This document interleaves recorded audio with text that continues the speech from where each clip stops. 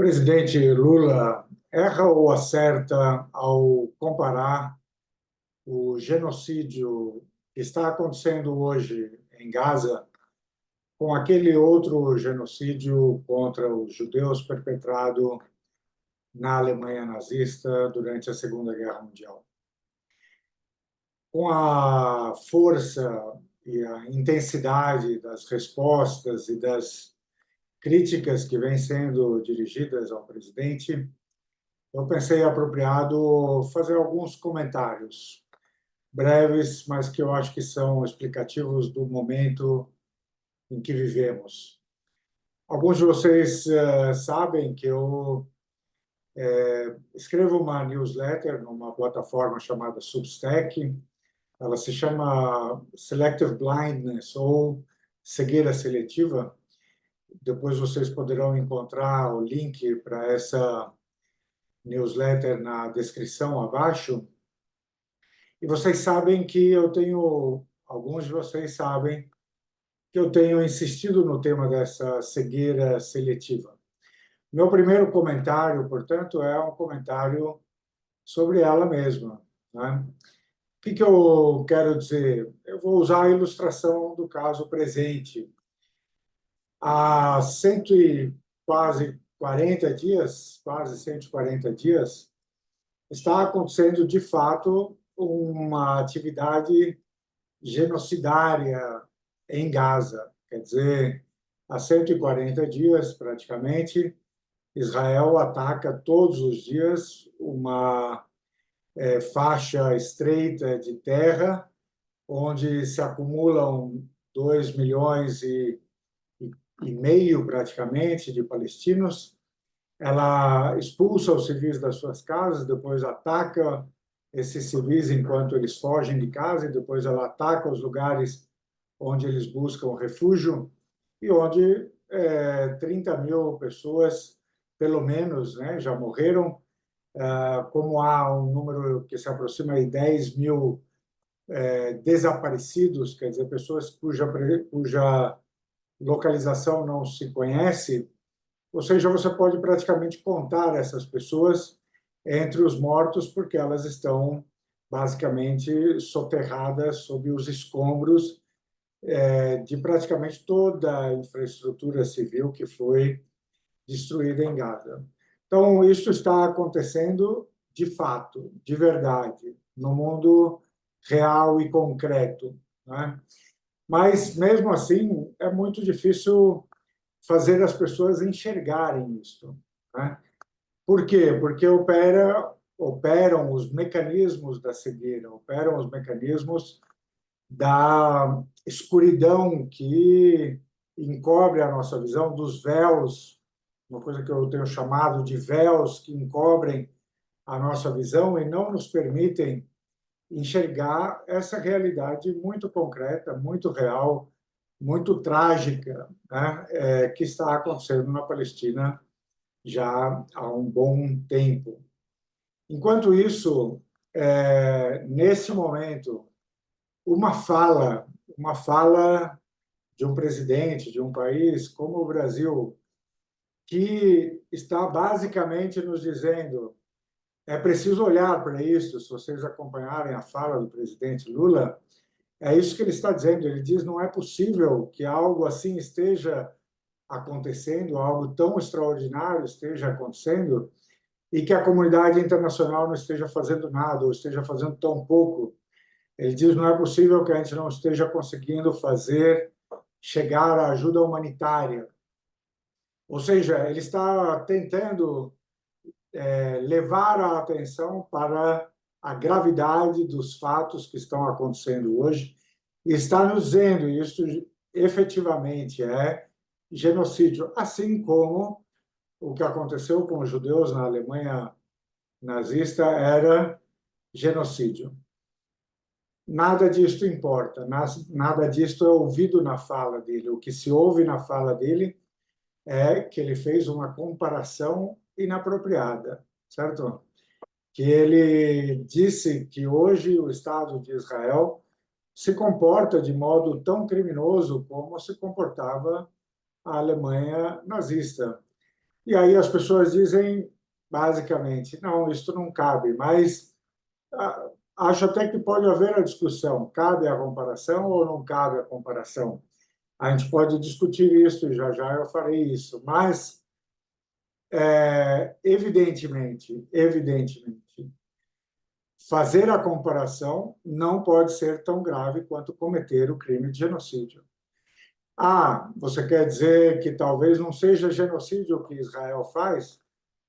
Ok, digamos que seja possível a discussão, mas não é discutível que Gaza está praticamente destruída, a faixa está destruída na sua inteireza, que morreram os 30 mil pessoas, que dessas 30 mil pessoas, a metade praticamente é de crianças, que 80% desses 30 mil pessoas são mulheres e crianças, e que 10 mil pessoas estão desaparecidas e que mais de 100 mil pessoas estão feridas e que as pessoas foram, na sua inteira população, foram expulsas e foram atacadas enquanto fugiam. Nada disso está em dúvida, certo? Mesmo por mais cético dos observadores, nada disso está em dúvida. Você não quer chamar de genocídio? Ok, não chame, mas fazer a comparação não pode ser algo mais grave do que matar 30 mil pessoas, ferir 100 mil, destruir toda a infraestrutura que dá sobrevida a essas pessoas, proibir a entrada de ajuda humanitária, proibir a entrada de comida, não pode ser tão grave. Fazer a comparação não pode ser tão grave. E no entanto, a reação que nós vemos na imprensa, na TV, na imprensa escrita, em partidos políticos, ela se comporta, esta reação nos faz compreender, certo? Que deveria ser considerado mais grave a comparação do que a morte de 30 mil pessoas, do que o ferimento de 100 mil, do que a expulsão de 2 milhões de pessoas das suas casas. Isto não é possível, isto não é possível. E, no entanto, isto é o que as pessoas naturalizam. É isto que eu chamo de cegueira relativa. Nós desligamos as nossas emoções, desligamos mais do que as nossas emoções. Nós desligamos a nossa inteligência, certo? Para aceitarmos esta acusação de que dizer que o que Israel faz é parecido, é igual, é equivalente ao que fazia a Alemanha nazista, é algo mais grave, muito mais grave do que cometer genocídio hoje, no tempo presente, enquanto nós assistimos, certo? Imóveis, não pode ser que isto seja mais grave do que aquilo, certo? Nós precisamos, portanto, regular de novo, sintonizar de novo, tanto as nossas emoções, quanto a nossa inteligência, quanto o nosso senso de valores. Ninguém discute a gravidade, pelo menos eu não discuto, a gravidade do que aconteceu durante a Segunda Guerra Mundial na Alemanha nazista. Mas aquilo aconteceu, não é? E nós deveríamos ter aprendido a lição com o fato de que aquilo aconteceu e evitar que isso acontecesse de novo. Nós deveríamos, portanto, ter aprendido a reagir mais rapidamente, mais fortemente, mais intensamente, quando algo parecido se anuncia, e mais ainda, quando algo parecido acontece sob o nosso olhar indiferente, certo? Sob a nossa cegueira. Então, esse é o primeiro ponto, é que estão dirigindo ao Lula críticas que têm a ver com considerar mais grave uma fala do que um genocídio sendo cometido em tempo real. E mais, a dizer que a fala carrega em si o crime absoluto, o crime mais grave possível, certo? Porque ele, de algum modo, tocaria nesta memória única, exclusiva do povo judeu que foi vítima do Holocausto na Segunda Guerra Mundial. Mas isso, na verdade, é uma estratégia de retórica que, primeiro, nos quer fazer esquecer que os judeus não foram os únicos a serem vítima de um genocídio por parte da própria Alemanha nazista durante a Segunda Guerra Mundial. E também nos quer fazer esquecer que houve muitos, mas muitos outros genocídios ao longo da história da humanidade. Não é passível de dúvida que os judeus tenham sido vítima de um genocídio na Segunda Guerra Mundial, mas tampouco é passível de dúvida o fato de que outros povos, outros grupos religiosos, étnicos, foram também vítimas de genocídios em outros momentos da história e mesmo no mesmo momento da história em que isso aconteceu com os judeus. Portanto, aquilo que é comum à humanidade, a possibilidade do crime de genocídio, primeiro, não faz dos judeus a vítima exclusiva e tampouco faz dos judeus, enquanto pessoas como todos nós, enquanto seres humanos como todos nós, livres do cometimento de crimes, porque o ser humano é capaz de cometer crimes, inclusive o crime de genocídio. Um Estado de Israel que se diz judeu, que se diz um Estado para o povo judeu, ele também é feito de seres humanos, e é possível que esses seres humanos cometam crimes, e é possível que, enquanto sistema de governo, de Estado, enquanto sociedade, esta sociedade seja levada ao cometimento de um crime de genocídio, que é o que se está fazendo hoje contra Gaza. Portanto, os judeus são, como todos nós, vítimas de crimes, às vezes, cometedores de crimes, perpetradores de crimes, às vezes, neste momento, o Estado de Israel, e aqui eu falo dos judeus apenas porque o Estado de Israel se pretende o Estado judeu para o povo judeu.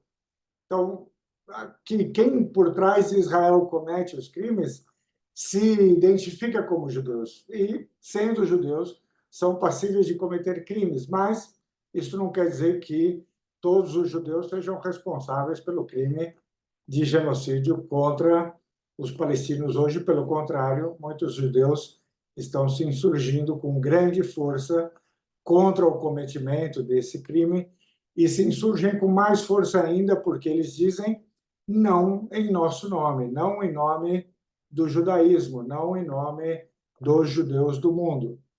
Mas nós permanecemos presa desta cegueira coletiva e seletiva, certo? Essa é a primeira observação que eu queria fazer. É claro que a segunda observação tem a ver, de novo, com a reação, que é uma reação, primeiro, no campo, digamos, da imprensa, e que a gente pode colocar na conta, basicamente, para além da cegueira seletiva, ou seja, a cegueira seletiva está presente também na nossa imprensa e também nas pessoas que influenciam o posicionamento da nossa grande imprensa e também dos lobbies que atuam por trás da construção, digamos, da opinião pública pela grande imprensa. Mas há mais do que isso. Há um jogo que é político. Você, basicamente, em alguns setores da sociedade brasileira, você diz, neste momento, independentemente do que você pensa, independentemente do que você acha sobre Israel e Palestina, independentemente de como você se posiciona em relação ao genocídio ou a crimes contra a humanidade sendo cometidos na Palestina, há quem leia isto simplesmente assim: o presidente Lula cometeu um erro, vamos aproveitar esse erro, não porque seja um erro em si, mas é porque um erro passível de ser explorado. Ou seja, ele disse algo que nós podemos usar como um erro e que nós podemos, então, instrumentalizar para combater o Lula e o seu governo, fazendo dele uma digamos, um objeto de pressão agora, de pedido de impeachment, de condenação pública. Ou seja, há aí uma manobra de natureza política que não diz respeito ao que acontece lá na realidade concreta, mas diz respeito a vamos explorar. Aqui no Brasil há um lobby sionista, um lobby pró-Israel tão potente que ele permite que você transforme esta fala, esta comparação em um instrumento de política nacional que vai colocar grande pressão sobre o Lula, grande pressão sobre o governo dele e que vai ser usada como moeda de troca para que ele mude as suas políticas em alguns aspectos, ainda que esses aspectos não tenham nada a ver com o Oriente Médio. Agora, talvez a minha observação, bom, antes da última observação, faço esta, vamos fazer uma leitura, digamos, razoável, né, da fala. Vamos fazer uma leitura técnica da fala do presidente Lula, certo? A pergunta aqui é se há ou não há genocídio na Palestina. Pode comparar com o Holocausto? Bom, na medida em que um era genocídio e o outro é genocídio, na sua natureza, as duas coisas são iguais. Se você chegar à conclusão de que o que acontece na Palestina é genocídio e o que aconteceu no Holocausto na Segunda Guerra Mundial era um genocídio, as coisas, pela sua natureza, são idênticas, certo? Então, isso é um pedaço da fala. Ah, mas devemos levar em conta diferenças, certo? Diferenças, nesse momento, a gente poderia apontar para as diferenças. Há uma diferença, por exemplo, de números, né?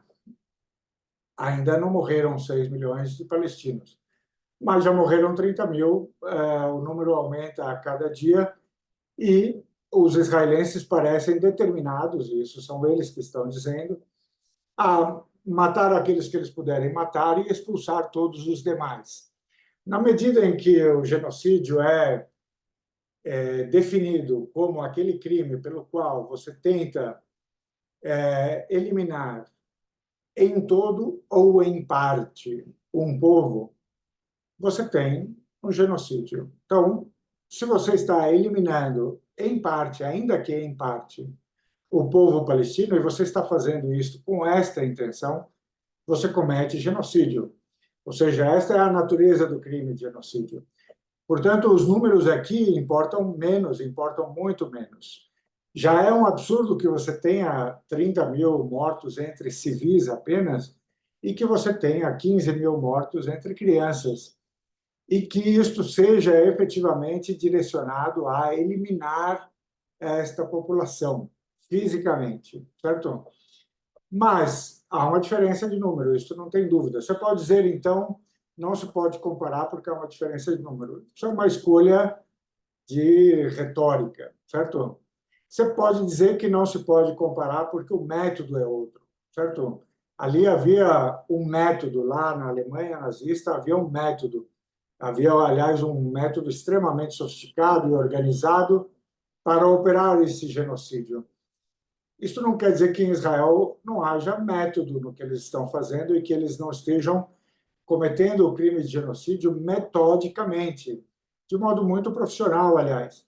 Só que é um outro método, mais apropriado para as circunstâncias em que Israel quer cometer o seu genocídio. Mas é o momento, é o método apropriado para esse momento.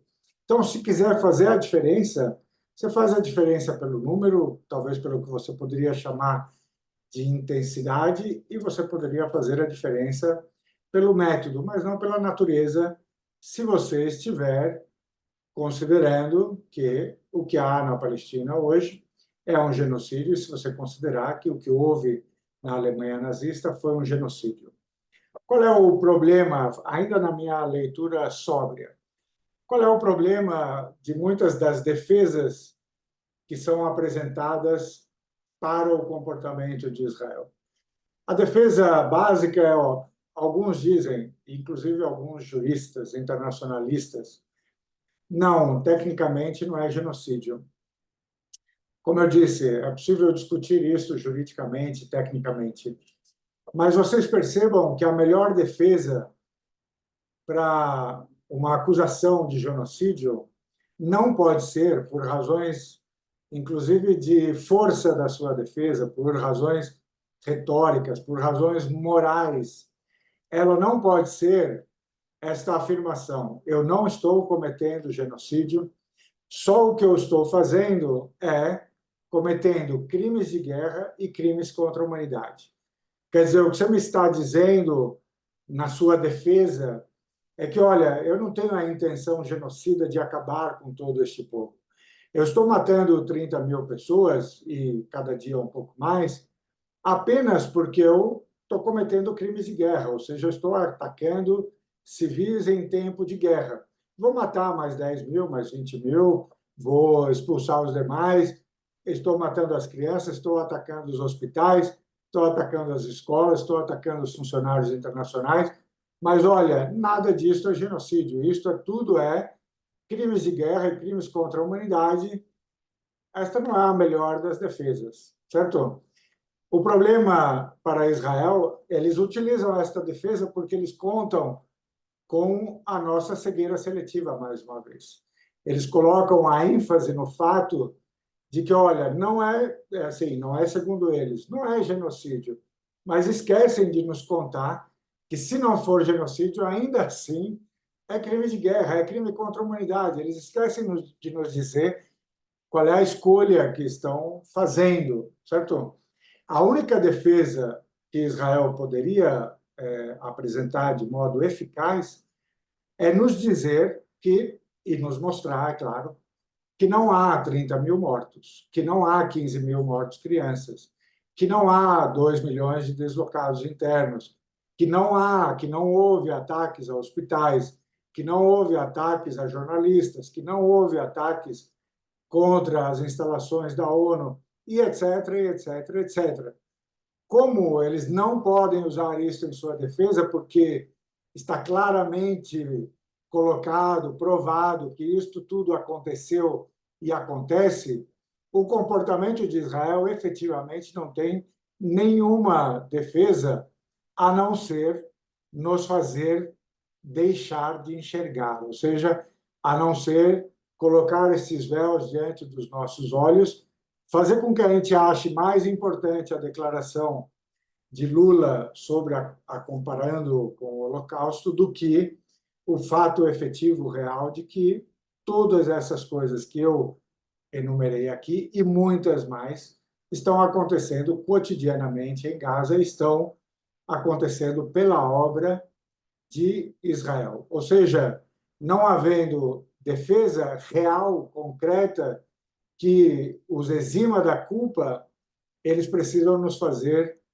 olhar para outras coisas, eles precisam confundir o nosso olhar, a nossa inteligência, a nossa emoção e nos fazer ficarmos revoltados com uma comparação, uma coisa de uma fala banal, e não com o crime de todos os dias contra toda uma população civil.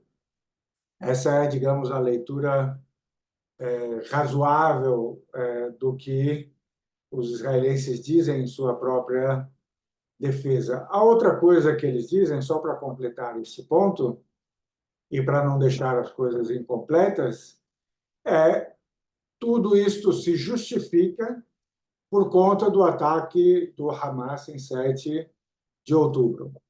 Isso carrega duas falsidades, mas essas duas falsidades continuam a ser colocadas, levantadas como bandeiras de defesa de Israel e foram novamente postas hoje por um porta-voz do governo israelense, enquanto ele criticava a fala do presidente Lula. Quais são as duas falsidades? Primeira falsidade, eles dizem que o que aconteceu em 7 de outubro são várias coisas que hoje está provado que não aconteceram. Esta é a primeira, ou seja, factualmente, eles nos falam de um 7 de outubro que não aconteceu. A segunda falsidade é que tenha acontecido o que quer que fosse em 7 de outubro, nada poderia autorizar o que acontece desde então. Ou seja, nem aconteceu aquilo que eles dizem que aconteceu, aconteceram coisas, mas são outras coisas, e nada do que poderia ter acontecido em 7 de outubro autorizaria o genocídio praticado contra os palestinos. Finalmente, meu terceiro ponto é onde é que está o erro e onde é que está o acerto na nossa política externa. Eu acho que o Lula, já que eu disse que concretamente e sobriamente dá sim para fazer a comparação entre o Holocausto da Segunda Guerra Mundial e o que acontece em Gaza, em termos de julgar uma política externa e o comportamento do presidente enquanto ele faz a política externa, isto pode envolver outros elementos que não apenas, digamos, a plausibilidade do que ele disse ou a realidade daquilo que ele disse. O que eu quero dizer com isso? Em termos de política externa, porque é política, certo? Você poderia chegar à conclusão de que, ainda que fosse verdade o que ele disse, talvez não fosse a melhor estratégia de política externa dizer o que ele disse do modo como ele disse, certo? Eu acho que esta fala não é em si o problema, mas ela se insere em alguns erros, eu diria, equívocos, ou pelo menos críticas que eu faria à política externa do Brasil no que diz respeito a esse tema especificamente. Ainda que eu deva dizer, eu faço as críticas, faço as minhas observações, mas fico ao lado do presidente e do governo neste momento, sob a pressão que ele está sofrendo por conta desse tema, porque eu sei que esta fala está sendo instrumentalizada, para agir contra o governo, e eu sou favorável a que este governo seja bem-sucedido, e dois, contra a própria questão palestina, e eu sou favorável a que justiça seja feita na questão palestina. Portanto, eu me solidarizo e dou o meu apoio ao presidente. Mas digo, porque eu gosto de falar sobriamente, que é possível, sim, direcionar críticas à política externa do presidente Lula e ao momento em que aparece esta fala e as consequências que esta fala está provocando. Qual é a minha crítica? A minha crítica é o Lula, o presidente Lula, evidentemente tem uma posição e tem uma percepção muito clara, muito cristalina da injustiça que se faz com o povo palestino há décadas. Ele sabe disso e ele gostaria de colocar isto como um grande tema da sua política externa desde sempre. Mas porque o presidente Lula faz política, e ele faz política aqui no Brasil e também política externa, ou seja, a política do Brasil para o mundo, ele precisa levar em conta as considerações que envolvem o poder que tem o lobby sionista no Brasil, o lobby pró-Israel no Brasil, e aqueles que estão aliados com este lobby e com, digamos, as posições do império, as posições da hegemonia americana, aquele pessoal aqui no Brasil que, como se diz no ditado árabe, quando se fala em Ocidente, eles levantam as orelhas, assim, pensam que o Ocidente são eles, certo? E, portanto, eles falam como o Ocidente sendo nós. E, por isso, eles se colocam em relação, por exemplo, ao Lula, sendo o Lula um presidente, entre aspas, do Sul, eles se colocam como o nós, Ocidente, contra este estrangeiro ao Ocidente, que seria o Lula, os africanos e os orientais e também os palestinos junto com ele. Ou seja, ele precisa lidar com estas forças que são contrárias ao seu posicionamento, à sua preferência ou à sua visão de justiça para o Oriente Médio. Então, ele fica limitado, digamos, nos seus arroubos pró-Palestina. Eu tenho essa impressão. Agora, nesse momento, a partir do momento em que ficou configurado um ataque genocida contra a população civil de Gaza, o Brasil precisava se colocar diplomaticamente e precisava tê-lo feito com muito mais força do que fez. O Brasil estava sempre levando em conta uma espécie de caminho de volta, ou seja, temperava suas críticas, temperava seus posicionamentos em relação a Israel, quase como quem diz que queria manter ali um meio termo, queria manter um meio do caminho, queria manter as portas abertas com todo mundo, para poder, inclusive, se candidatar a ser um ator relevante na solução de um conflito como esse, que é tão central no mundo. Onde é que está o erro nisso, eu acho, pelo menos é a minha opinião? O erro está em que a posição de Israel e dos Estados Unidos em relação ao Brasil e ao Brasil enquanto um terceiro possível dentro da história desse conflito já está determinada, já está decidida. Israel e Estados Unidos não querem saber do Brasil nesse processo. E Israel, mais do que isso, Israel percebe o Brasil como um seu, não diria inimigo, mas algo próximo disto, um seu, digamos, adversário nesta questão, especialmente quando governado por esquerda brasileira, e, nesse caso, nas últimas 2 décadas, pelo Lula ou pelo PT. Então, já está dado que a posição deles é de animosidade em relação ao Brasil. Animosidade. O Brasil, quando tenta fazer a linha do meio, trilhar a linha do meio, talvez esteja se enganando sobre a possibilidade de ter uma abertura maior com Israel. Ao fazer também esse caminho da linha do meio, ele falha em dar apoio efetivo ao injustiçado, aquele que o Brasil mesmo percebe como sendo injustiçado. Ou seja, o pecado do Brasil é de moderação, é um pecado de moderação no que diz respeito à questão palestina.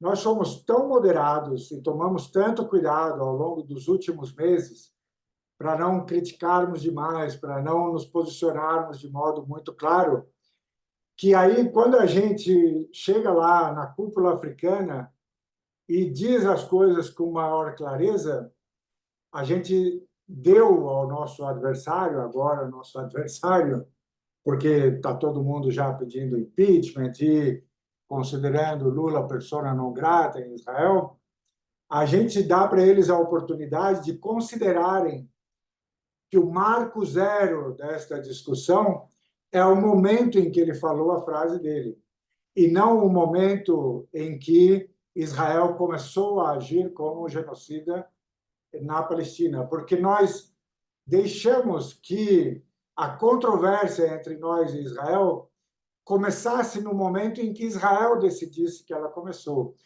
e no momento em que a oposição ao governo do Lula dissesse que ela tinha que começar, no momento em que ele disse a frase, certo?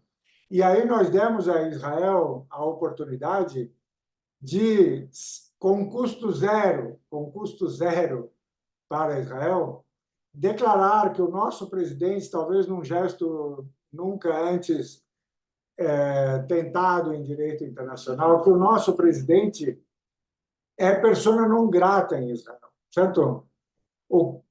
Quais são as oportunidades que nós perdemos? Nós perdemos a oportunidade de dizermos lá atrás que o que Israel fazia era, sim, um genocídio. e tomarmos as atitudes que eram cabíveis em relação a isto. O que outros estados do mundo fizeram? Chamaram o seu embaixador de volta, chamaram o embaixador israelense para pedir explicações, expulsaram o embaixador israelense, disseram que suspendiam as relações com esse estado. O que a África do Sul fez e que o Brasil poderia muito bem ter feito era entrar com uma ação na Corte Internacional de Justiça e dizer: nós somos o país que diz que nas suas relações internacionais zela pelo direito internacional, pelo direito humanitário, pelos direitos humanos. Nós é que vamos empunhar esta bandeira. O que mais o Brasil poderia ter feito quando a África do Sul entrou com a ação? E ainda hoje ele pode fazê-lo. Ele pode ir lá e pedir para ser um terceiro interveniente no caso da África do Sul. A Nicarágua já fez isso, o Brasil ainda não. Qualquer dessas coisas que o Brasil venha a fazer agora, parece que ele está respondendo tardiamente a uma briga cujo início foi decidido por Israel, cujo timing foi decidido por Israel, cujo motivo inicial foi decidido por Israel. Aqui é que está o erro, aqui é que está o pecado da moderação até agora. Esta frase era cabível, era verdadeira, mas ela deveria ter sido precedida de ações muito mais contundentes antes, quando era o tempo de, por ações e não apenas por palavras, agir de fato contra o genocídio que está sendo perpetrado em Gaza. Ao deixar que a coisa começasse agora, como ela começou, qualquer medida que o Brasil tome, ela terá menos potência do que ela teria tido se ela fosse tomada no momento certo.